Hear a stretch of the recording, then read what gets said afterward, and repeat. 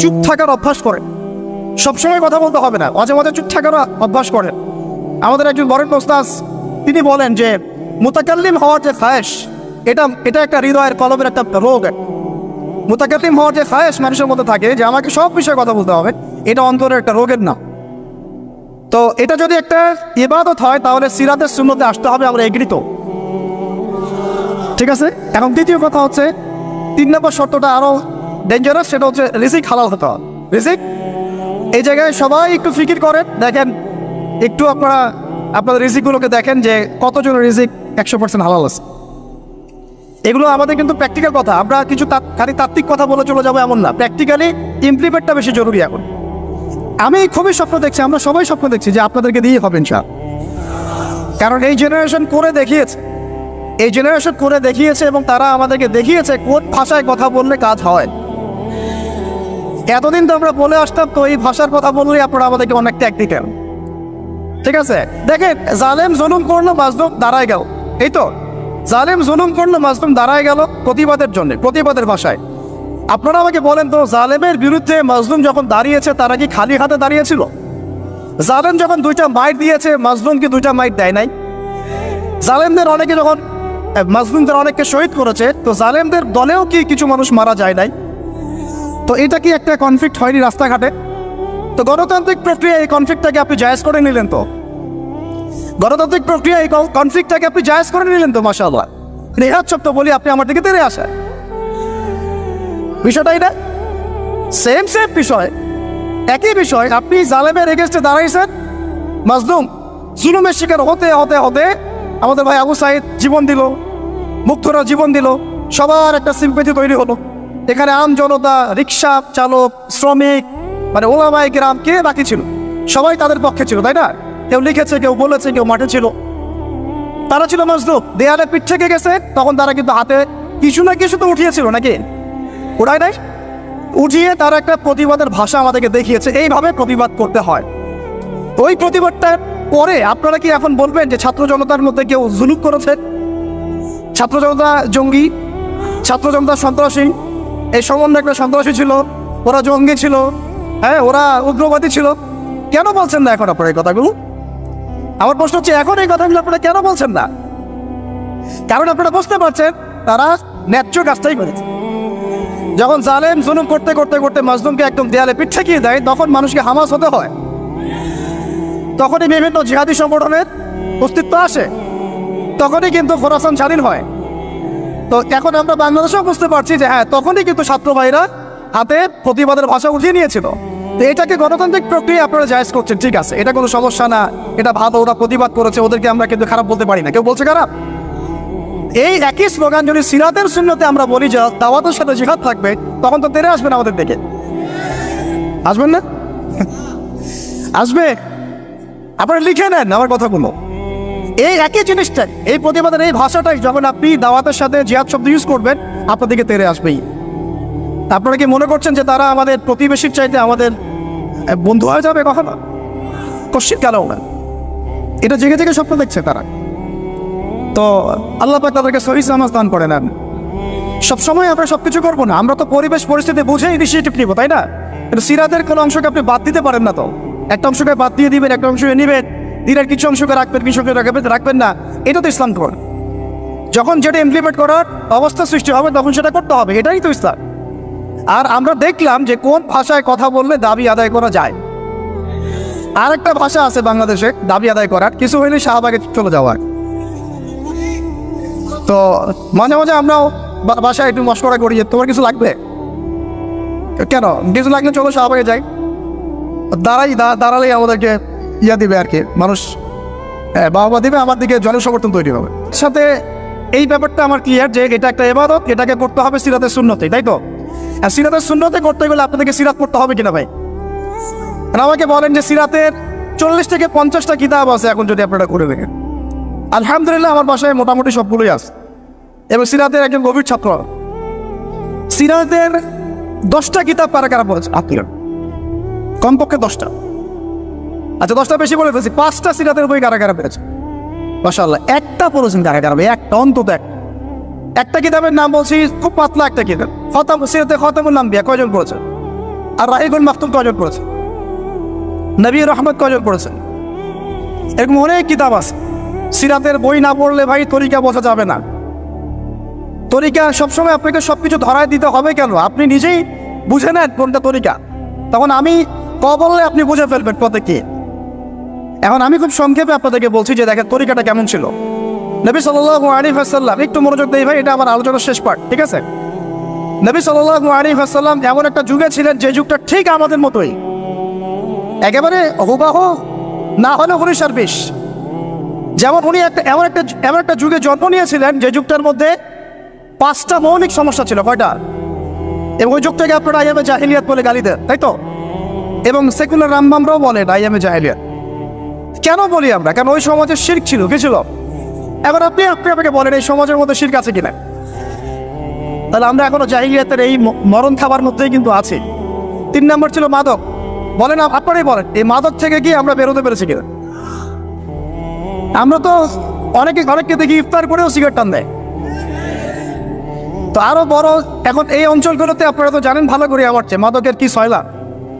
হ্যাঁ, অনেক বড় বড় কোটিপতি শিল্পপতি হয়েছে ইয়াবার ব্যবসা করে, আবার জায়গা তো দেখ, আবার এদিকে হজ করে, উমরাও করে। তো সুদ দেখেন, সুদ, ঘুষ, দুর্নীতি ছাড়া কোন সেক্টরটা টিকে ছিল? ঘুষ ছাড়া কোথায় চাকরি হয়েছে? সুদ ছাড়া কোন ব্যাংকিং সিস্টেম চলে? তাহলে সেই হারাম অর্থনীতি থেকে আমরা তো বের হইতে পারি না। আইয়ামে জাহিলিয়াতের মধ্যে আছে এবং মাদকের মানে ভয়াল খাবার মধ্যে আছে। ইয়াং জেনারেশনের বেসিক সমস্যাই মাদক এখন, কারণ তারা একটা সময় পর্যন্ত অনইসলামিক লাইফ লিড করে, গার্লফ্রেন্ড অ্যাফেয়ার্স, এইটা ওইটা, গান বাজনা করতে করতে হতাশ, শেষমেশ মাদক। ওখানে গিয়ে লক্ষ লক্ষ ছেলে বাংলাদেশে মাদকাসক্ত হয়ে আত্মহত্যা করেছে। হয়তো লক্ষ লক্ষ না হবে, পরিসংখ্যানটা কাছাকাছি হবে। তো এই সমস্যাটা থেকে আমরা কিন্তু বের হতে পারি নাই। আরেকটা ছিল জাহিলিয়াতের সমস্যা, নারী জাতির অবমাননা। এটা থেকে কি বের হতে পারছে জাতি? বলেন, নারী জাতির অপেক্ষা। আমাদের একটু আগে এক বোনের কথা আসলো, তাহলে আমাদের বোনটা কি এখনো সেফ? একটা প্রসঙ্গ শব্দ উঠে আসছে না, গুম। এখন আসলে এই ব্যাপারটা এমনই হয় যে আপনি তো তখন কোনো প্রতিবাদও করতে পারবেন না। একেবারে আতর্কিত হামলার মতো হুট করে 1 মিনিটের মতো উঠাই নিয়ে চলে গেল, কিছুই বলার নাই, কিছুই করার নাই। সাথে সাথে হ্যান্ডকাফ, চোখ বেঁধে ফেলা এবং জোরে জোরে গান ছেড়ে দেয়, যাতে আপনার মাইন্ডটা ফ্রেশ থাকে। নাউযুবিল্লাহ, মানে আপনি যেন রিল্যাক্স ফিল করেন, ভয় না পান। তো এই যে একটা ভীতিকর অবস্থা, যখন তখন যাকে তাকে উঠাই নিয়ে যাচ্ছে। এখান থেকে তো মেয়েরাও রেহাই পেল না। তখন তাহলে সত্যি কি আমরা আমাদের দিনই বোনদেরকে সিকিউর করতে পেরেছি? ইভেন আমরা তো ভাইদেরকেও সিকিউর করতে পারি নাই। যেমন উস্তাদ করা হবে বললেন, এরপর থেকে এরকম করতে আসলে হাত ভেঙে দেওয়া হবে। এরপর থেকে এরকম গোপন অভিযান চালাতে আসলে প্রতিবাদ করা হবে চাল। কারণ যদি একজন মানুষ অপরাধ করেই থাকে, আপনি সরাসরি মামলা দায়ের করে তার বিরুদ্ধে ব্যবস্থা নেন। এভাবে হুটহাট করে রাতের অন্ধকারে উঠাই নিয়ে চলে যাবেন, কোথায় রাখবেন কেউ জানবে না। কি খাবে না খাবে তার ঠিক ঠিকানা নাই, লাশ ধোয়া চোখের মধ্যে শুয়ে থাকবে। একটা কোরআন চাইলে কোরআনও দিবেন না পড়তে, একটা কোরআন যদি চাওয়া হয় কোরআনও দিবেন না পড়তে। যখন তখন রিমান্ডে নিয়ে যাবেন। নির্যাতন তো বাদ দিলাম, কারণ আমরা বলতে চাই না, এই কারণে আমরা অনেক ভাইদের কুরবানির যে ইতিহাস শুনেছি, গল্প কারগুজারি শুনেছি, তার বিপরীতে এই বিষয়গুলো নিয়ে আমার ব্যক্তিগতভাবে কথা বলতে লজ্জা লাগে। তাদের এত বড় বড় কুরবানি আছে যে আমরা এগুলো নিয়ে কথা বলতে লজ্জা পাই। ঠিক আছে, তো এতটুকু শুধু ইঙ্গিত দেবো যে এগুলোর পিছনে যতটা না এই রাম বাপ আর নাস্তিক মুরতাদেরও দায়ী, তার চেয়ে বেশি দায়ী ছিল এক শ্রেণীর দাড়ি টুপিওয়ালা মানুষ। এতটুকু বললাম, আর কিছু বলতে চাই না। কারণ আমরা চাই কিছু আজাদ পরকালের জন্য থাক। এক কথা হচ্ছে, আমরা কিন্তু আমাদের ভাই বোনদেরকে সিকিউর করতে পারছি না। আমাদের ভাইরা এখনো ওই মাদক আর নারী জাতির অবমাননার মধ্যেই থেকে গেছেন। আর এখন বেহায়াপনা, এই আপনার জেনা, ব্যভিচার, পর্নোগ্রাফি, মেয়েদেরকে অনেকে বলেন জীবন্ত তো এখন দাফন করা হয় না। আমি বলি মেয়েদেরকে এখনো গর্ভে মেরে ফেলা হয়। মেয়েদের প্রতি এখনো সমাজ সেইভাবে সাম্য প্রদর্শন করছে না। অনেক আমাদের মতো মানুষ অনেকে মেয়ে সন্তান হলে মুখটা কালো করে ফেলছে। এগুলো তো ইসলামের শিক্ষা না। তো মেয়েদেরকে অবমাননার জায়গা থেকে বের করতে হবে। তাদের যে শান্তি আর কামিয়াবি, এটা এই সকল পশ্চিমা সভ্যতার এই দর্শনগুলোর মধ্যে নাই। তাদের শান্তি কামিয়াবি আছে শুধুমাত্র কোরআন এবং হাদিসের মধ্যে। এই মেসেজটা আমাদের বোনদেরকে পৌঁছাতে হবে ইনশাআল্লাহ। এবং আমাদের বোনটা কিন্তু অনেক ইমানদার, অনেক শক্ত, যারা ইসলামের পথে ফিরে আসে না, আমরা কিছুটা দেখেছি দূর থেকে, তারা মাশাআল্লাহ অনেক শক্ত মুমিনা হয়, তার ধার কাছে হয়তো আমরা যেতে পারি না, জানেন। এইরকম আপনারা, আমি রিকোয়েস্ট করি আপনাদেরকে যে আপনারা তো বিয়ে শাদী করবেন, শুধু দিনদারিতাকে প্রাধান্য দিয়ে বিয়ে করেন নাই, অন্য বিষয়গুলো টেম্পোরারি, আপেক্ষিক, একে হাস দিলে দোয়া করলাম, ঠিক আছে। দিনী বোনদেরকে দিনদারিতার ভিত্তিতে আপনারা আপনাদের সহধর্মিনী বানান, অন্য কোনো বিষয় দেখতে যায় না। হ্যাঁ, থাকলে তো আলহামদুলিল্লাহ ভালো, কিন্তু এটা সবচেয়ে বেশি জরুরি বিষয় না। সবচেয়ে বেশি জরুরি বিষয় দিনদারিতা, পরহেজগারিতা, ঈমান। আল্লাহ পাক আপনাদেরকে সেই রকম মুমিনা নারী আপনাদের তাকদির আল্লাহ পাক নসিব করে নেয়। এরকম মুমিনা নারী পাইলে দেখবেন যে একাই সারা দেশ কাঁপায় ফেলবে। চাও ইতিহাস আছে, এগুলোর আছে তো নাকি? একটু প্রশংসা করলাম, যদি লাইভে দেখে বাসায় গিয়ে ভালো খাওয়া দাওয়া দিবে আর কি। মাঝে মাঝে তো না খেয়ে বেরোইতে হয়, ঠিক আছে। বড় মুশকিল ভাই, এখন আপনারা ঢুকে নাকি এই লাইফে, তারপরে বুঝবেন ইনশাআল্লাহ, ঠিক আছে। আল্লাহ পাক আপনাদের সবার যেন একটা সালামতির জিন্দেগি দান করে। কিন্তু নারীর অবমাননার ওই জাহিলিয়াত থেকে কিন্তু আমরা বের হইতে পারি না। আর একটা হচ্ছে, এটা আরো মারাত্মক, গোত্রীয় হানাহানি ছিল প্রকট আইয়ামে জাহিলিয়াত, ছিল না? গোত্রীয় হানাহানি একদম প্রকট আকারে ধারণ করা ছিল আইয়ামে জাহিলিয়াতে। আমাকে বলেন, এইটা এখনকার বিশ্বে বা দেশে কি বাদ হয়েছে কিনা? এখন এটা পলিটিক্যাল হানাহানিতে রূপ নেয় নাই, বৈশ্বিক হানাহানিতে রূপ নিছে না? তাহলে ওই যুগে, যে যুগে নবী সাল্লাল্লাহু আলাইহি ওয়াসাল্লামকে আল্লাহ পাক পাঠিয়েছেন, সেই যুগে যে জাহিলিয়াতগুলো ছিল, এখন গ্লোবাল পার্সপেক্টিভে এই জাহিলিয়াতগুলো এখনো আছে, বরং তার চেয়ে আরো বড় মাত্রায় আছে। তখন সুদ ছিল একটা নির্দিষ্ট জায়গায়, এখন ওয়ার্ল্ড ওয়াইড। তখন আপনার জেনা ছিল একটা নির্দিষ্ট জায়গায়, নির্দিষ্ট পরিসরে, এখন পর্নোগ্রাফি দিয়ে একেবারে ফোনে ফোনে। এই ফোনের ওজন কম, কিন্তু কিয়ামতের মাঠে এর ওজন বোঝানো খুব কঠিন হবে। এই ফোনের ওজনটা কম, কিন্তু কিয়ামতের মাঠে এই ফোনের গুনাহের জবাব দেওয়ার যে বিচার, এটা অনেক কঠিন হবে। আল্লাহ পাক আমাদেরকে তাকওয়া অবলম্বন করার তৌফিক দান করে। বিনা প্রয়োজনে ইউজ করবেন, আপনার যতটুকু প্রয়োজন এতটুকু। এখন এই জাহেলিয়াতের সমাজে আল্লাহ পাক এমন একজন মহামানবকে পাঠালেন, একটু কনসেন্ট্রেট করেন, এমন একজন মহামানবকে আল্লাহ পাক এই জাহেলিয়াতের সমাজে পাঠালেন, আইয়ামে জাহেলিয়াতে, মানে আবু জেহেলের যুগে, যিনি মাত্র 23 বছরের ব্যবধানে, কত বছর? মাত্র 23টা বছর দিন রাত অক্লান্ত পরিশ্রম করে ওই জাহেলিয়াতে পূর্ণ সমাজটাকে একেবারে পুরা ইউটার্ন করে একটা আলোকিত সমাজে প্রতিষ্ঠা করে দিয়ে চলে গেলেন। সুবহানাল্লাহ, কত বছর? তিনি কি প্রথমে একা ছিলেন না দুইজন ছিলেন বলেন?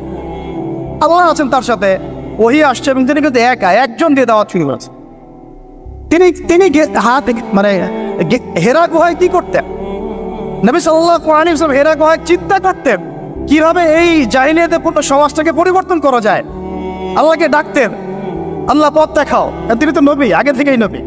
তখন আল্লাহ রাব্বুল আলামিন তার কাছে ওহী করলেন। প্রথম ওহীটাই কি আপনারা বলেন? সূরা আলাকের প্রথম 5টা আয়াত, তাই না? এখানে প্রথম শব্দটা কি? পড়ুন। এই যে পড়তে বলা হয়েছে, আপনাদেরকে পড়তে হবে। ফ্যান্টাসি দিয়ে, গরম গরম বক্তব্য দিয়ে, শুধুমাত্র স্লোগান দিয়ে কিন্তু দিন কায়েম হবে না ভাই। আমি আবার বলছি, গভীর এলেমেন্টাল করতে হবে। চল, প্রথম কথা ইকরা, আপনি পড়ুন। এখানে ইকরা বলার কারণ কি? তখন তো শিরক ছিল। আল্লাহ পাক বলতে পারতেন তুমি শিরক করো না, মূর্তি পূজা করো না। হ্যাঁ, সমাজে নারী মেয়েদেরকে জীবন্ত কবর দেওয়া হচ্ছে, বন্ধ করতে বলো। কোনো কথা আল্লাহ পাক আগে বলেন নাই, বলেছেন ইকরা বিসমি রাব্বিকাল্লাযী খালাক, পড়ুন আপনার সেই রবের নামে যিনি আপনাকে সৃষ্টি করেছে। তার মানে যে জ্ঞান আপনাকে আল্লাহর দিকে নিয়ে যায় সেটাই জ্ঞান, আর যেটা আল্লাহ থেকে দূরে সরায় সেটা কি? তাহলে জাহেলিয়া। এখনকার শিক্ষা ব্যবস্থাকে আল্লাহর দিকে নিয়ে যাচ্ছে আমাদেরকে, তাহলে এটা কি হচ্ছে? তাহলে জ্ঞান না জাহেলিয়াত? সহজ কথা, সিরাতের আলোকে, খালাকানি হুসাইন বিন আলাক, যিনি মানুষকে আলাক দিয়ে সৃষ্টি করেছেন। ইকরা ওয়া রাব্বুকাল আকরাম আল্লাযী আল্লামা বিল কলম। দেখেন, আমাদেরকে আল্লাহ পাক জ্ঞান শিক্ষা দিয়েছেন কলম দিয়ে। ওয়া আল্লামা আদমা আসমা কুল্লাহা, আল্লাহ পাক আদম আলাইহিস সালামকে সমস্ত নাম শিক্ষা দিয়েছেন। আমরা সৃষ্টিগতভাবে জ্ঞানী ছিলাম না, আল্লাহ আমাদেরকে জ্ঞান দান করেছেন। সুবহানাল্লাহ। এবং সেই জ্ঞানের বদৌলতেই আমাদের পিতাকে আল্লাহ পাক সিজদা করিয়েছেন আপনার ফেরেশতাদেরকে দিয়ে। সুবহানাল্লাহ। আমরা তার সন্তান। আমাদের আব্বাজানকে, মানে আদম আলাইহিস সালামকে আল্লাহ পাক বলেছেন খলিফা। আল্লাহ পাক বলেন নাই যে আমি পৃথিবীতে ইন্নী জাইলুন ফিল আরদি খলিফা, এটা আল্লাহ পাক বলেছেন। আল্লাহ পাক এটা বলেন নাই আমি পৃথিবীতে মানুষ পাঠাতে চাই, পৃথিবীতে আমি নতুন কোনো প্রাণী বা মাখলুক পাঠাতে চাই, এমনটা আল্লাহ পাক বলেন না। আল্লাহ বলছেন আমাদের পিতাকে খলিফা, খলিফা মানে যিনি জমিনে আল্লাহর বিধান প্রতিষ্ঠা করেন। ঠিক যেমন দাউদ আলাইহিস সালামকে আল্লাহ পাক বলেছেন, ইয়া দাউদ ইন্না জাআলনাকা খলিফাতান ফিল আরদ ফাহকুম বাইনান নাসি বিল হক ওয়া লা তাত্তাবি'ল হাওয়া ইউদিল্লাকা আন সাবিলিল্লাহ।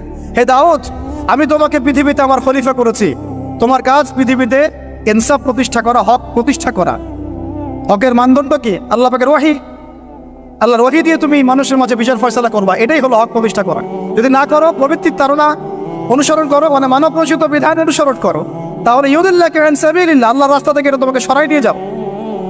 বলেন না, আমরা এখন খলিফা শব্দটাই ভুলে গেছি, আর খলিফা থেকে যে খিলাফা আসছে এই শব্দ বলতেও ভয় পাচ্ছে। বাংলাদেশের ইয়াং জেনারেশন এখন যারা মানে ইসলাম প্র্যাকটিস করছে, তাদের অনেকেও নামাজ, রোজা, হজ, জাকাত এই শব্দগুলোকে যেভাবে রিসিভ করেন, শরিয়া, ইমারা, খিলাফা রিসিভ করতে পারেন। কারণ এর ব্যর্থতার দায় আমাকে নিজের উপর নিতে হবে। কারণ আমি হয়তো বিগত 5 বছরে তাকে এই শব্দগুলো শোনাতে পারি নাই। বিগত 5 বছরের সব লেকচারগুলো ঘটেন আপনারা, সব ওয়াজ মাহফিলের দেখেন কয়টা লেকচারে, কয়টা ওয়াজে এই কথাগুলো, সামগ্রিক দাওয়ার কথাগুলো আছে। তাহলে মানুষ জানবে কীভাবে? তো নবী সাল্লাল্লাহু আলাইহি ওয়াসাল্লামের কাছে প্রথম ওহী আসছে পড়াশোনা কেন্দ্রিক। ভাই, আমাদেরকে পড়াশোনা করতে হবে। আর এই পড়াশোনার জন্য এই মেলা, বই, যে আয়োজনগুলো হচ্ছে, এগুলো কিন্তু আমাদের পড়াশোনার জন্যে। আসলাম, বই কিনলাম, চলে গেলাম, এটা না। আপনাকে একটা সিলেবাস মেনটেন করে পড়তে হবে, একটা সিলেবাস মেনটেন করে পড়াশোনা করতে হবে। তাও একা একা না, ওস্তাদের সহবতে।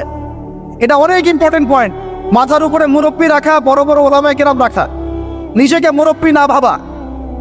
বহু তুল্লাব এবং বহু আলেম পর্যন্ত নিজেকে শুধু মুরব্বী ভাবার কারণে আর তাদের মাথার উপর থেকে মুরব্বীকে সরিয়ে দেওয়ার কারণে মুহূর্তের মধ্যেই পথভ্রষ্ট হয়ে গেছে। এই কলমের পোশাকের পবিত্রতা কয়জন আছে বুকে হাত দিয়ে কে বলতে পারে? কার কলমে জিনার অপবিত্রতা নাই? কার কলমে এই হিংসার অপবিত্রতা নাই? গীবতের অপবিত্রতা নাই? তহমতের অপবিত্রতা নাই? মানুষের সম্মান হানির অপবিত্রতা নাই? ইভেন আমরা যারা অনেক সময় দিনের রিপ্রেজেন্টেটিভ হয়ে আছি, তাদেরও কলম দূষিত হয়ে আছে অনেক সময়। থাকা স্বাভাবিক, কারণ আমরা তো ওই বরেণ্য ওলামায়ে কেরামদের সহবতে কম যাচ্ছি। নিজেকে মুফতি মনে করছি, আমি নিজেকে মানে আমির মনে করা শুরু করছি, তখন তো সমস্যা। তো আরেকটা কথা এখানে আছে যে ওয়ার রুজা ফাহজুর, যত অনর্থক কথা আর কাজ আছে এটাকে আপনি এড়িয়ে চল। বলেন তো, এটা আমরা আমল করতে পারছি? অনর্থক কথার কাজ আমরা এড়িয়ে চলতে পারি? আমরা সবাই, অলমোস্ট এভরিবডি, আমাদের জীবনের বেশিরভাগ সময় নষ্ট করতেছি অনর্থক কথার কাজ। ওই সময়টুকু পড়লেও কাজ হতো, তেলাওয়াত করলে কাজ হতো, ওস্তাদের বয়ান শুনলে কাজ হতো, ইত্যাদি। এখন এই ওহীগুলো আসার পরে আমাদের নবী সাল্লাল্লাহু আলাইহি ওয়াসাল্লাম আর বসে থাকলেন না দাঁড়িয়ে গেলেন? এই যে তিনি দাঁড়িয়ে গেলেন, একদম 23 বছর মানে অনবরত দিন রাত, এটাকে আপনি 2 ভাগে ভাগ করে ফেলতে পারেন, একটা মাক্কি যুগ, একটা মাদানী। মাক্কি যুগ কত বছর ছিল? 13 বছর। মাদানী অ্যাপ্রক্সিমেটলি 10 বছর। এই মাক্কি যুগটাকে আপনি আবার 2-3টা ভাগে ভাগ করতে পারেন। একটা ভাগ হচ্ছে প্রথম 3 বছর নবী সাল্লাল্লাহু আলাইহি ওয়াসাল্লাম গোপনে গোপনে দাওয়াত দিয়েছেন। কত বছর? আমাদের সমাজে কিন্তু ওই প্রেক্ষাপটটা এখন আর নাই, কারণ দাওয়াতটা প্রচার হয়ে গেছে মাশাআল্লাহ। প্রথম 3 বছর তিনি কিন্তু ইন্ডিভিজুয়ালি দাওয়াত দিয়েছেন। আবু বকর সিদ্দিক দাওয়াত কবুল করেছেন, খাদিজা রাদিয়াল্লাহু আনহা, আলী ইবনে আবি তালিব, যায়েদ ইবনে হারেসা, আব্দুল্লাহ বিন মাসউদ, তারপর বেলাল ইবনে রাবাহ, তারপরে বলেন উসমান বিন আফফান, তালহা রাদিয়াল্লাহু আনহু, জুবাইর বিন আওয়াম। এই যে বরেণ্য সাহাবায়ে কেরাম যারা বদর, উহুদ, খন্দক কাঁপিয়ে দিয়েছেন পরে, তারা ইসলাম কবুল করেছেন কখন? এই প্রথম 3-4 বছর। তাহলে আমাদেরকে কিন্তু মানুষ তৈরি করতে হবে। সিরাতের শিক্ষা কি? মানুষ তৈরি করতে হবে। এবং এই দাওয়াতটা কি মুসলিম সমাজে হচ্ছিল না অমুসলিম সমাজে হচ্ছিল? বলেন। তাহলে আমরা কিন্তু ইসলামের কথা বলছি, অমুসলিম সমাজে আমরা দাওয়াত দিচ্ছি কতটুকু, এটা ভাবতে হবে না? অমুসলিম থেকে কি আমরা ঠিক মতো দাওয়াত দিচ্ছি? এই যে আপনাদের পার্বত্য অঞ্চলে পুরো জায়গাটা কিন্তু অমুসলিম অধ্যুষিত, আমাদেরকে ওদেরকে দাওয়াত দিতে হবে, ওদেরকে দাওয়াত দিতে হবে। কে জানে তাদের মধ্য থেকে আনসারী সাহাবী বের হতে পারে, কে জানে তাদের মধ্য থেকে উমর ইবনে খাত্তাব বের হতে পারে, আমার যারা যা খেদমত হচ্ছে না তার দ্বারা সেটা হতে পারে। তাই দাওয়াতটা সাম্প্রদায়িক করবো না, দাওয়াতটা আমরা সবার মাঝখানে ছড়াবো ইনশাআল্লাহ। এটা কিন্তু সিরাতের শিক্ষা। তার মানে মুসলিম অমুসলিম সবাইকে দাওয়াত দিব। আল্লাহ পাক তৌফিক দান করেন, যোগ্যতা দান করেন। আমি এই দাওয়াত চলতে লাগলো প্রথম 3 বছর। 4র্থ বছর থেকে প্রকাশ্যে দাওয়াত শুরু হলো, যখন ওমর, হামজা এরকম কিছু সাহাবী আস্তে আস্তে ইসলাম কবুল করতে লাগলেন। মানে তখন মিছিল শুরু হচ্ছে, মিছিল। ওমর রাদিয়াল্লাহু আনহুর কথা একদম মানে স্পষ্ট যে ইয়া রাসূলুল্লাহ সাল্লাল্লাহু আলাইহি ওয়াসাল্লাম, আলাসনা আলাল হক, আমরা কি হকের উপরে নাই? আলাইসু আলাল বাতিল, তারা কি বাতিলের উপরে নাই? তাহলে আমরা কেন এখন ঘরের ভিতরে নামাজ পড়বো? চলেন আমরা কাবা ঘরে গিয়ে নামাজ পড়বো। ব্যাস মিছিল করতে করতে কাবা ঘরে যাওয়া হবো, নামাজ পড়া হবে। সুবহানাল্লাহ। ওই উপর থেকে আপনারা হজ উমরা যারা করেছেন হয়তো দেখছেন, আবু জেহেলের বাড়ি বলে একটা জায়গায় কি আর কি, তাই না? ওই টয়লেট বানানোটা আসলে কতটুকু সহি আমি জানি না। ওইখানে পিছনে কিছু পাহাড় আছে, পাহাড়গুলোর উপরে উঠে তখন ওই মোশরিকটা দেখছিল, আর আবু জেহেল ওই মিছিলে আক্রমণ করার চেষ্টা করেছে, কিন্তু উতবা বিন রাবিয়া আসিয়া বলেছিল ভুলেও এই মিছিলে আক্রমণ করো না, ওখানে দেখো দুইজন বীর সেনা আছে, ওই যে হামজা ওই ওমর, গেলে একই পিছিয়ে ফেলাই দিবে। তো এখন আমরা চাই আমাদের ভাইদের মধ্যে হামজা আর ওমর উঠে আসুক, তখন আরো প্রকাশ্যে কথা হবে। চাও এটা একটা মানে স্ট্র্যাটেজি আর কি। যখন আপনার কাছে মানে শক্তিশালী কিছু মানুষ থাকবে তখন কিন্তু দাওয়াতটাও আরো বড় পরিসরে হয়, স্বাভাবিক। এই জন্য আমরা আমাদের সরকার হোক, প্রশাসন হোক, আমাদের অমুসলিম ভাইরা হোক, ইভেন আপনারা যারা আছেন আমাদের দিনী ভাইরা, সবাইকে আমভাবে দাওয়াত দেবো যে আপনারা ওমর আর হামজা হয়ে যাও, ইসলামের দিকে আসেন, ওমর আর হামজা হয়ে যান ইনশাআল্লাহ। আপনারা আমাদেরকে প্রোটেক্ট করবেন। দেখেন আল্লাহ নবী সাল্লাল্লাহু আলাইহি ওয়াসাল্লামকে আমি প্রোটেক্টের কথা বলছি বাহ্যিক অর্থে, প্রোটেকশন তো আল্লাহ পাক দেন। মানে তারা কারা ডান হাত বাম হাত হয়েছিল, কারা ঢাল হয়েছিল, সাহাবীরা না? সেই সাহাবী হতে হবে আপনাদের। আমাদের ওস্তাদ বলেন, অন্য অনেক ওস্তাদ অনেক কথা বলছে, অনেক কাজ করছেন, আর আমাকে বলেন তাদের অবর্তমানে তাদের জায়গা যখন আপনি করতে পারবেন কিনা, ওই যোগ্যতাটাকে আমরা অর্জন করছি কিনা, এটা আমাদেরকে ভাবতে হবে। আমাদেরকে অনেক ক্রিয়েটিভ চিন্তা করতে হবে যে আমাদের ওস্তাদরা যে কাজগুলো করছেন তাদের অবর্তমানে আমরা সেই লেগেসি বজায় রাখতে পারবো কি পারবো আদৌ, সেই জেনারেশন তৈরি হচ্ছে কিনা, গ্যাপ হয়ে যাচ্ছে কিনা আবার কোনো, এবং তারা যেভাবে দিনের জন্য কাজ করছেন তাদের জান মান ইজ্জত পরিবার এগুলো দেখভাল করার দায়িত্ব আমাদের আছে কি নাই বলেন? এটাই ভাই, আমি নিজের কথা বলি যে আমাদের কাছে একসময় বাজার করার টাকাও ছিল না, এমন একটা সময় গিয়েছে, এবং কাউকে আমরা বলতেও পারছিলাম না যে আমাদের টাকার দরকার। কিছু ভাই কিছু অর্থ সহায়তা করেছিলেন ওই বিপদগ্রস্ত মুহূর্তগুলোতে, তো সেটা আবার মাঝখান থেকে থার্ড পার্টি মেরে খেয়ে ফেলছে। এখন আমি একটা কথা বলি, আমরা দাওয়াতের কাজ করব, আমরা শরিয়ার প্রতিষ্ঠার চেষ্টা করব, ঠিক আছে, ওলামা ইকরামরা করবেন, আপনাদের ঊর্ধ্বতন নেতা যারা তারা করবেন, কিন্তু তাদের জান, তাদের মাল, তাদের পরিবার, তাদের আহাল, তাদের ভরণ পোষণ, এই বিষয়গুলো দেখার দায়িত্ব কি আমাদের নাই আদৌ? আমরা কি হামজা ওমর আবু বকর হতে পারছি কিনা, এটা আমাদেরকে মাথা রাখতে হবে। এটা আমরা যেন হই, আল্লাহ পাক তৌফিক দান করেন। এবার এই সাহাবীদেরকে নিয়ে নবী সাল্লাল্লাহু আলাইহি ওয়াসাল্লাম দাওয়াত আরো বেগবান করলেন। এবার দাওয়াত যত বেগবান হলো, আবু জেহেল আবু লাহাবের নির্যাতন তত বাড়তে লাগে। ঠিক তো কথা? অনেক সাহাবী চোখের সামনে শহীদ হলেন, নবী সাল্লাল্লাহু আলাইহি ওয়াসাল্লাম তখন কিছু বললেন না, মানে অস্ত্র হাতে নিলেন, কিছু বললেন না, অর্থ বোঝাচ্ছে যে তিনি অস্ত্র হাতে নিলেন না, মক্কার কথা বলছেন। তিনি বললেন সবর করতে। অনেক সাহাবী বললেন যে ইয়া রাসূলুল্লাহ, সবর করতে করতে আমরা তো মানে অতিষ্ঠ হয়ে যাচ্ছে, আপনি আল্লাহর কাছে বদদোয়া করেন আল্লাহ যেন তাদেরকে ধ্বংস করে দেন। নবীজি বললেন না, এক সময় আসবে যে পুরা এই হীরা নগরী, পারস্য, রোমক এগুলো সব আমরা জয় করবো, কিন্তু তোমরা কিন্তু তাড়াহুড়া করছো। সবর করলেন। আবু জাহেল সুমাইয়া রাদিয়াল্লাহু আনহাকে বর্ষা নিক্ষেপ করে হত্যা করে নাই? ইয়াসির রাদিয়াল্লাহু আনহুকে হত্যা করে নাই? এরকম অনেক বেলাল রাদিয়াল্লাহু আনহুকে একদম তপ্ত বালুতে পিটানো হয় নাই? অনেক ঘটনা ঘটেছে। তখন কিন্তু আমরা ওই অ্যাপ্রোচ নিতে পারি নাই, বা ওই আদেশটা আমাদের আল্লাহর পক্ষ থেকে আসে নাই যে আমরা ওদের সাথে ওই ভাষায় কথা বলবো যে ভাষা ওরা কথা বলছে। তখন ভাষাটা ছিল ধৈর্যের। এখন এমনকি নবী সাল্লাল্লাহু আলাইহি ওয়াসাল্লাম বললেন তোমরা এখন আবিসিনিয়াতে চলে যাও। আবিসিনিয়াতে একজন কি আছে, একজন খ্রিস্টান শাসক আছে, যার রাজ্যে কেউ জুলুমের শিকার হয় না। সুবহানাল্লাহ। দেখেন, একজন খ্রিস্টান শাসক সম্পর্কে নবী সাল্লাল্লাহু আলাইহি ওয়াসাল্লাম মন্তব্য করলেন তার রাজ্যে কেউ জুলুমের শিকার হয় না। এখন পুরো মুসলিম বিশ্বের মুসলিম শাসকদেরকে খুঁজে পাওয়া দুষ্কর যাদের রাজ্যে কেউ জুলুমের শিকার হয় না। ওখানে মুসলিমরা গিয়ে থাকতে লাগলেন দীর্ঘ সময়। তারপরে দেখেন আমাদের নবী সাল্লাল্লাহু আলাইহি ওয়াসাল্লাম দাওয়াতের কাজ বেগবান করলেন। এবার 3 বছর বয়কটের জীবনযাপন। সিরাত পড়েছেন না আপনারা? 3 বছর বয়কট মানে কি? ওই এক প্রকার কারাগার, এটা একটা উন্মুক্ত কারাগার ছিল। শিয়ারে আবু তালেব বলে, শিয়ারে আবু তালেব মানে ওখানে না আছে খাবার না পানি, গাছের ছাল পাতা খেয়ে সাহাবীরা 3 বছর থেকেছে। সুবহানাল্লাহ, 3টা বছর। তখন দেখেন কিছু অমুসলিম মানুষ আমাদেরকে হেল্প করেছেন, যেমন আবু তালেব, তিনি কিন্তু তখন মুসলিম হন নাই, কিন্তু হেল্প করেছেন আমাদের। এত হেল্প করেছেন যেটা হয়তো আপনি কেউ করতে পারেনি ইসলামকে। চাচা আবু তালেব মুসলিম না হয়ে ইসলামকে যে পরিমাণ হেল্প করেছেন, সহযোগিতা করেছেন, নিরাপত্তার চেষ্টা করেছেন, ওটা কিন্তু আমরাও করতে পারি না শেষ পর্যন্ত। তারপরেও তিনি জান্নাতে যেতে পারছেন না। সুবহানাল্লাহ। কেন? কেন বলেন? শুধুমাত্র শেষ পর্যন্ত কালিমা না পড়া। তাহলে আমরা কি একটু কৃতজ্ঞ হব না যে আল্লাহ পাক আমাদেরকে মুসলিম পরিবারে আমাদেরকে জিজ্ঞাসা না করেই জন্ম দিয়েছেন? একটু ভাবতে হবে এগুলো ভাই। আত্মসমালোচনা খুব জরুরি জিনিস। যখন এগুলো আপনার ভিতরে চলে আসবে, কাজের কথা আপনাকে বলতে হবে না, আপনি নিজেই ছুটবেন ইনশাআল্লাহ। তো দেখুন, চাচা আবু তালেবের মতো অনেক মানুষ আমাদের দরকার, এটা কিন্তু ইঙ্গিত এসেছে লেকচারের মধ্যে, এর আগে ওস্তাদ বলেছেন। তো আমাদেরকে এ ধরনের মানুষদেরকেও দাওয়াত দিতে হবে। কে জানে যে ভিতরে ভিতরে অনেক আবু তালেব অলরেডি আছে, আমাদেরকে হেল্প করতে চায়, থাকতে পারে না? দাওয়াত বেগবান করতে হবে, সর্বমহলে দাওয়াত। আল্লাহ পাক বোঝার তৌফিক দান করেন।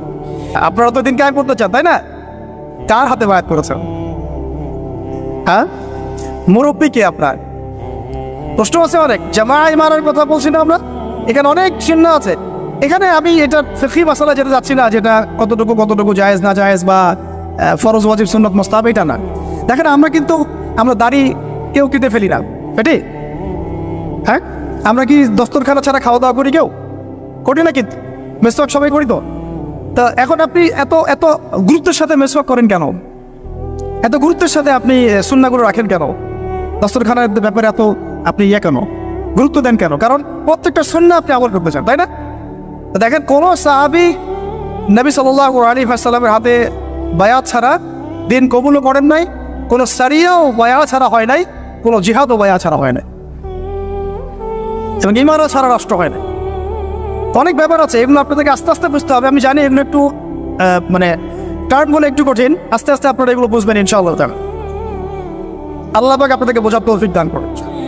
দেখেন, ওই বিষয়টা না থাকলে, আল্লাহকে সাক্ষী রেখে যখন সাহাবীরা নবী সাল্লাল্লাহু আলাইহি ওয়াসাল্লামের হাতে হাত রেখে বায়াত করেছেন যে আপনি মদিনায় আসেন, আমরা যেভাবে আমাদের স্ত্রী সন্তানদেরকে নিরাপত্তা দেই, আপনাকেও দিব, আপনার সাহাবীদেরকেও দিব। তারপরে নবীজি বলেছেন যে যদি তোমরা না পারো তাহলে আগেই বলে দাও, ঠিক আছে? এটা যদি না পারো আগেই বলে দাও। তারা বলেছেন যে আমরা আমাদের জান মাল দিয়ে আপনাকে এইভাবে প্রোটেকশন দিব, যেভাবে আমরা আমাদের স্ত্রী সন্তানদেরকে প্রোটেকশন দিয়ে থাকি, নিরাপত্তা দিয়ে থাকি। শুধু একটা প্রশ্ন তারা করেছিলেন যে ফামালানা ইযা ফাআলনা যালিকা ইয়া রাসূলুল্লাহ, আমরা যদি এই কাজটা করি, আপনাকে এইভাবে আপনি হিজরত করে আসেন, সাহাবীরা হিজরত করে আসে, তাদেরকে নিরাপত্তা দেই, তাহলে আমরা কি পাবো? আমরা, নবীজি বলেছেন আল জান্নাহ, তোমরা জান্নাত পাবে। তাহলে এটার উদ্দেশ্যটাও বোঝেন। দুনিয়াবি কোনো শর্ত তাদের ছিল না, দুনিয়াবি কোনো শর্ত তাদের ছিল না। এমনকি মক্কা বিজয়ের পরেও যখন ওই যে হুনাইনের যুদ্ধ হলো, তখন কিছু গনিমত নবী সাল্লাল্লাহু আলাইহি ওয়াসাল্লাম বেশি বেশি দিচ্ছেন নতুন ইসলাম কবুলকারীদেরকে। আনসারী সাহাবীরা একটু চুপচাপ। তো নবীজি গিয়ে বলছেন, হ্যাঁ আমার আনসারী সাহাবীরা, তোমরা কি মনে কষ্ট পেয়েছো? আরে আমি তোমাদের, তোমরা আমার। তোমরা মনে কষ্ট পাচ্ছ কেন? আমি তোমাদের, তোমরা আমার। তারপরে তাদের সব কষ্ট দূর হয়ে গেল। দেখেন, তারা কিন্তু এই জান্নাতের তখনই ওই আয়াত নাযিল হয়েছে, ইন্নাল্লাহা আশতারা মিনাল মুমিনিনা আনফুসাহুম ওয়া আমওয়ালাহুম বিআন্না লাহুমুল জান্নাহ। এই যে আয়াতগুলো, তখন কিন্তু এগুলো সারা নজুল আছে। তো এখন এরপরে নবী সাল্লাল্লাহু আলাইহি ওয়াসাল্লাম চলে গেলেন মদিনায়। প্রিয় ভাইরা, এবার বুঝেন, এখন আমরা আর দুর্বল নাই। মদিনায় সব সাহাবীরা একসাথে চলে গেলেন, এক জায়গায় সবাই থাকলাম। তার মানে আমার একটা ভৌগোলিক জায়গা দরকার। কি দরকার? এটা আল্লাহ পাক আমাদেরকে বাংলার জমিন দিয়েছেন, ঠিক আছে? আমরা তো বাংলার জমিনে আছি, বাইরে চিন্তা করার সুযোগ আমাদের এখন হচ্ছে না।